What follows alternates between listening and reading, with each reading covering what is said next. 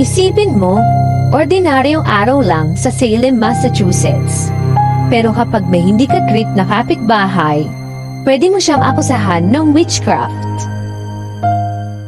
Noong August 19, 1692, 5 ang pinatay sa bitayan. Akusado raw na witches. Walang matibay na ebidensya. Puro takot, chismis at hysteria. Isang maling salita at buhay mo tapos na.